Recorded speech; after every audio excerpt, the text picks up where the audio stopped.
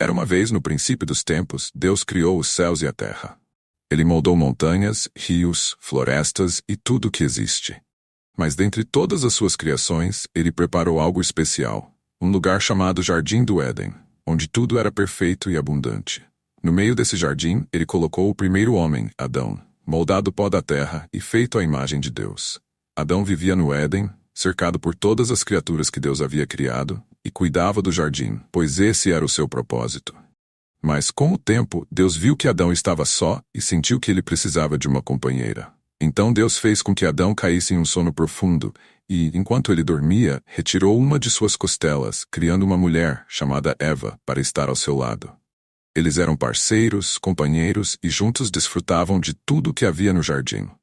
No Éden, havia árvores de todas as espécies e frutas de todas as cores, mas duas árvores eram especiais: a árvore da vida e a árvore do conhecimento do bem e do mal. Deus deu a Adão e Eva uma única instrução.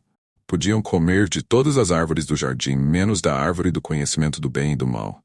No dia em que dela comerem, certamente morrerão, disse Deus. O tempo passou e Adão e Eva viviam em paz e em harmonia. Porém, um dia, uma serpente astuta se aproximou de Eva. Com uma voz sedutora, a serpente perguntou: "É verdade que Deus disse para vocês não comerem de nenhuma árvore do jardim?" Eva respondeu: "Podemos comer do fruto das árvores do jardim, mas Deus nos disse para não comer nem tocar no fruto da árvore do conhecimento do bem e do mal, senão morreremos." A serpente então sorriu e disse: "Certamente não morrerão. Deus sabe que no dia em que comerem desse fruto, seus olhos se abrirão e vocês serão como ele, conhecendo o bem e o mal."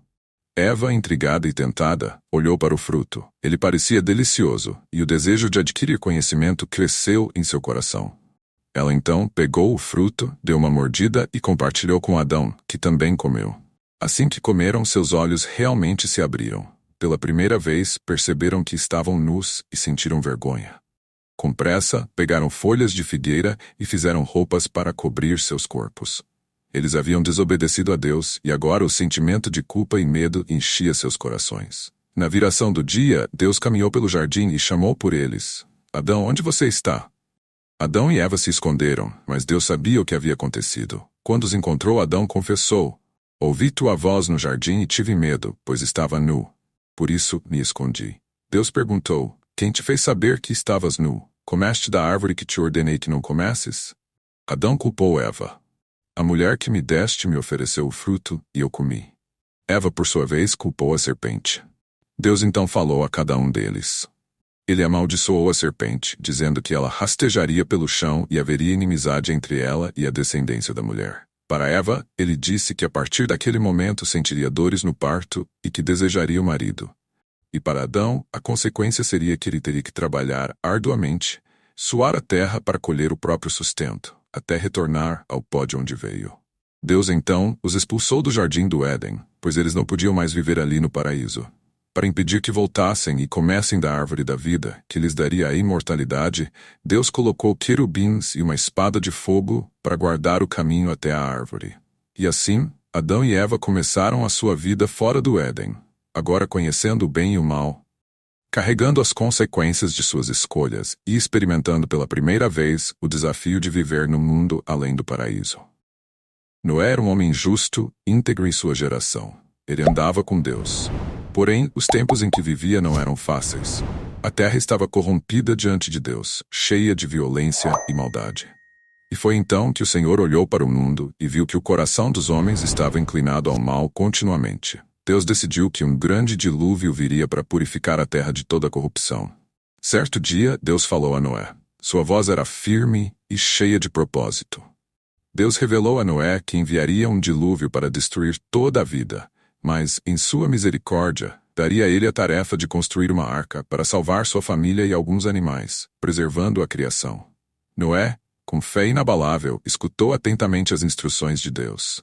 Ele deveria construir uma embarcação gigantesca, feita de madeira de cipreste, dividida em 3 andares e selada com betume por dentro e por fora.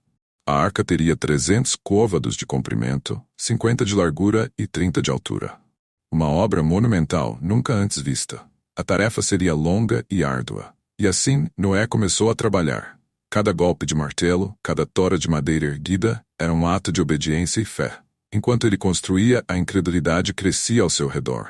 As pessoas observavam, zombavam e riam. O que você está fazendo, Noé? Por que uma arca tão grande em um lugar onde não há mar? Eles não compreendiam a gravidade do que estava por vir. Para eles, a ideia de um dilúvio parecia absurda. Mas Noé permaneceu firme. Mesmo sendo alvo de chacotas, não se deixou abalar. A confiança em Deus o guiava. Ele sabia que estava construindo algo muito maior do que uma simples embarcação. Noé estava preparando um refúgio, uma promessa de salvação. Os anos se passaram e a arca foi ganhando forma. Enorme e imponente, a construção se destacava na paisagem. Enquanto Noé trabalhava, sua família o ajudava. Eles acreditavam em sua missão e na promessa divina. E aos poucos os preparativos chegavam ao fim. Finalmente Deus deu uma nova ordem a Noé. Ele deveria trazer para dentro da arca um casal de cada espécie de animal. De todas as criaturas, grandes e pequenas, terrestres e voadoras, um macho e uma fêmea entrariam na arca para preservar a vida.